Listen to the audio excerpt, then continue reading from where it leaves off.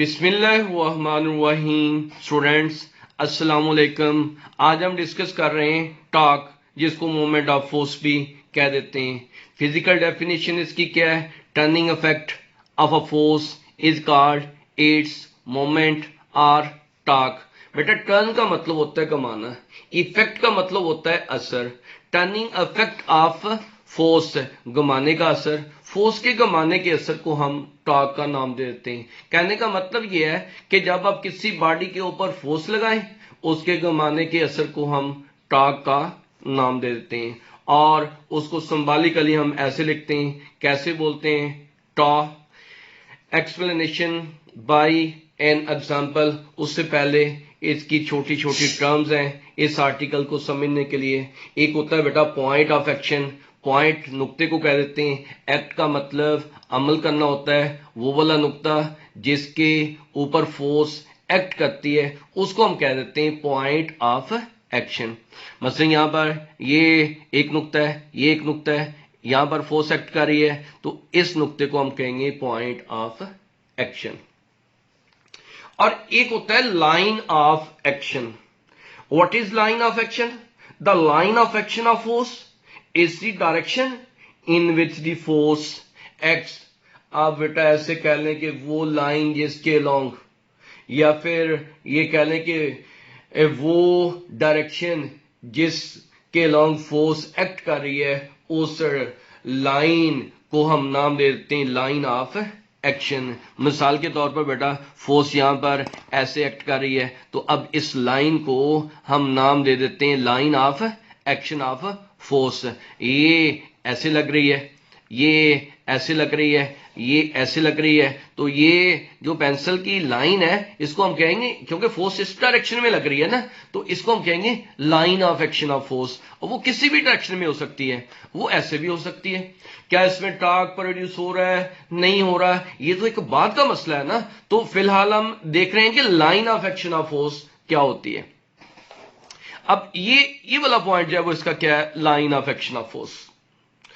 वो वाली लाइन जिसकी डायरेक्शन के लॉन्ग फोर्स एक्ट कर रही है उसको हम कहते हैं line of action of force. और एक होता है पिवट पॉइंट, वो वाला नुक्ता जिसके अराउंड बॉडी रोटेट कर रही है उसको हम कहते हैं pivot point. The point around which a body can rotate. जैसे ये स्पैनर आपके पास है, रेंज आपके पास है, और ये नट आपके पास है, और ये नट जो है वो पिवट पॉइंट के तौर पर एक्ट करेगा। अगर आप ये कह लें कि ऐसे एक रॉड है बेटा, जैसे ये से ऊपर को, अगर आप ये कह लें कि सीलिंग फैन आपके पास है, वो एक रॉड के साथ हैंग किया होता है, तो उसका जो रॉड है वो उसका एक्सिस ऑफ रोटेशन कहलाएगा। और उसका सिर्फ एक नुक्ता है। अगर एक नुक्ते की बात की जाए तो फिर वो उसका, अब ये कह लें कि पिवट पॉइंट कहलाएगा, लेकिन पूरा रॉड जो है वो उसका एक्सिस ऑफ रोटेशन कहलाएगा। एक होता है मोमेंट आर्म। बेटा moment arm it is perpendicular distance. Moment arm क्या है? ये परपेंडिकुलर डिस्टेंस है, स्केलर है। आप ये कह लें कि ये line of action of force है, ये पिवट पॉइंट है, तो line of action of force और पिवट पॉइंट के दरमियान जो परपेंडिकुलर डिस्टेंस है उसको हम नाम दे देते हैं मोमेंट आर्म का। देखते हैं, अब इसको हम एक्सप्लेन करते हैं टॉर्क को। टॉर्क को एक्सप्लेन करने के लिए वो इस फिगर पर गौर करें, क्या कहता है? We know that a turning effect is produced if a nut is tighten with a spanner. अगर आप इस स्पैनर की मदद से नट को टाइट करते हैं तो इसमें टर्निंग इफेक्ट पैदा होगा। Turning effect depend upon two factor. Turning effect जो है वो दो फैक्टर पर डिपेंड करता है। एक कौन सा बेटा? Applied force on the spanner. अगर आप स्पैनर के ऊपर जो आप फोर्स लगा रहे हैं, अप्लाई का मतलब लगाना, अगर आप फोर्स ज्यादा लगा रहे हैं तो ज्यादा टर्निंग इफेक्ट होगा, अगर आप फोर्स कम लगा रहे हैं तो कम टर्निंग इफेक्ट होगा। The turning effect increases when you push harder on a spanner. Harder का मतलब यह है कि आप उसके ऊपर फोर्स ज्यादा लगा रहे हैं। It also depend upon the length of spanner. Turning effect जो है वो जो स्पैनर आपके पास है उसकी लेंथ पर भी डिपेंड करता है। बेटा कैसे लेंथ पर डिपेंड करता है। आप कहते हैं आपके पास ये स्पैनर है और ये इसका क्या है, पिवट पॉइंट है, नट है। अब ये बताएंगे अगर इसकी लेंथ कम है तो इसको टर्न करना जो है वो, टर्न मींस रोटेट करना, रोटेट करने का मतलब टॉर्क प्रोड्यूस करना इसमें मुश्किल हो जाएगा।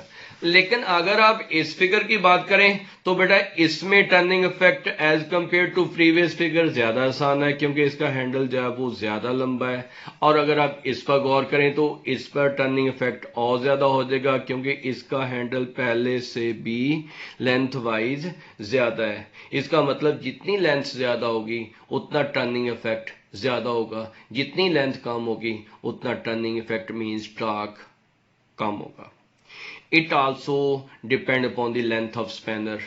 Longer the handle of spanner, greater the turning effect of an applied force. Turning effect of a force is called its moment or torque. Second definition बेटा उसकी करता है, आपने ये पढ़ा हुआ है कि टा जो है वो किसके इक्वल है। टा जो है वो बेटा एल एफ के इक्वल कह लें या एफ एल के इक्वल कह लें। बेटा ये सिंपल प्रोडक्ट है, ये मैग्नीट्यूड फॉर्म में है ना। जब मैग्नीट्यूड फॉर्म में है तो इसको आप सिंपल प्रोडक्ट बोल सकते हैं। आपने पढ़ा हुआ है एक डॉट प्रोडक्ट भी होता है और एक क्रॉस प्रोडक्ट भी होता है। डॉट प्रोडक्ट में आप ऑर्डर को चेंज कर सकते हैं, लेकिन क्रॉस प्रोडक्ट में आप ऑर्डर को चेंज नहीं कर सकते। अब यहां पर टा को आप एल एफ लिख दें या एफ एल लिख दें, एक ही बात है, क्योंकि ये मैग्नीट्यूड फॉर्म में है।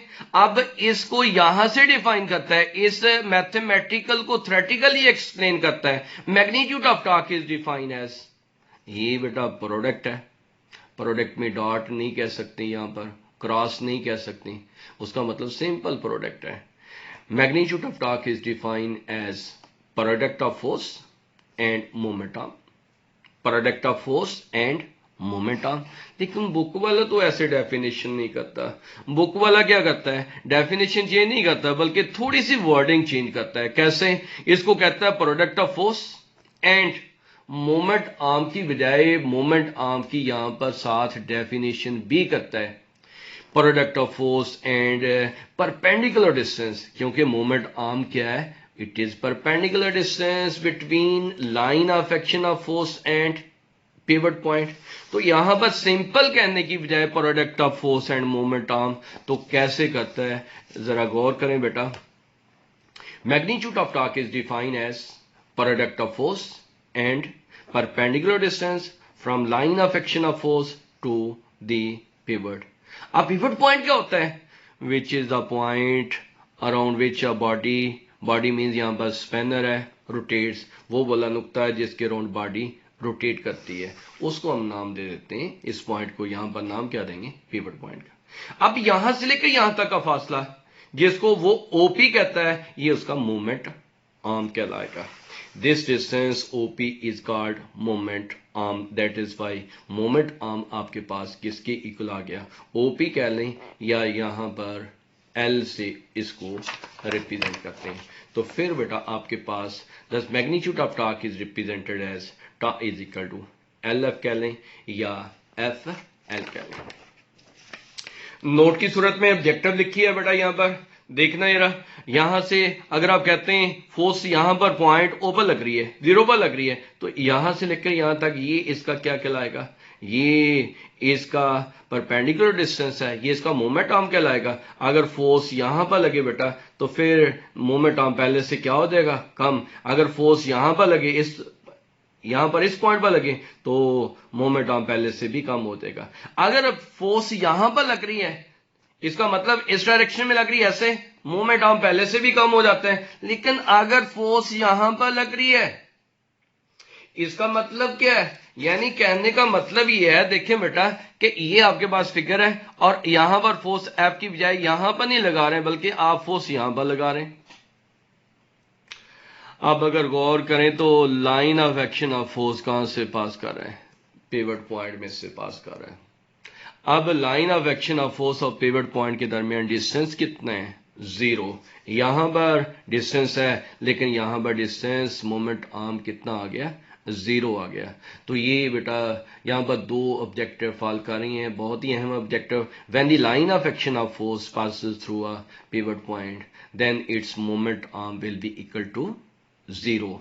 अगर मोमेंट आर्म जीरो हो जाता है तो फिर टॉर्क कितना होगा, क्योंकि एल जीरो हो गया तो उस वक्त फिर टॉर्क भी किसके इक्वल हो जाएगा, एल जीरो होने से टॉर्क भी किसके इक्वल हो जाएगा, जीरो के इक्वल हो जाएगा।